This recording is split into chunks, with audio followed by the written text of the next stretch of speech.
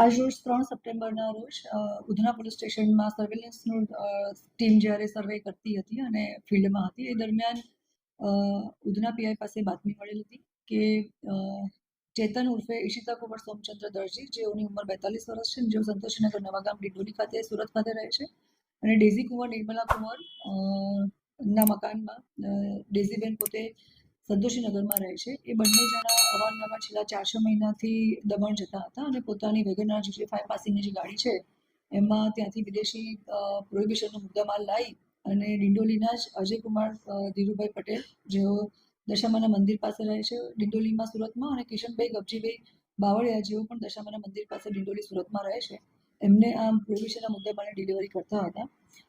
Primary investigation કર્યું અને પૂછપરછ કરી એ દરમિયાન આ જે બંને કિન્નરો છે, ચેતન ઉર્ફે ઈશિતા કુંવર અને ડેઝી કુંવર,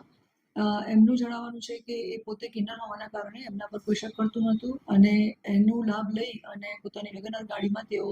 6 થી 7 વખત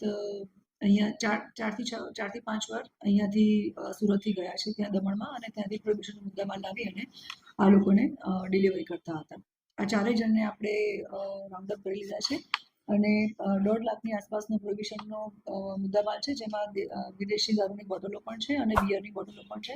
અને આશરે 3 લાખની એ લોકોની વેગનઆર ગાડી છે. એમ કરીને 4.5 લાખનો મુદ્દામાલ આપણે કવર કર્યું છે.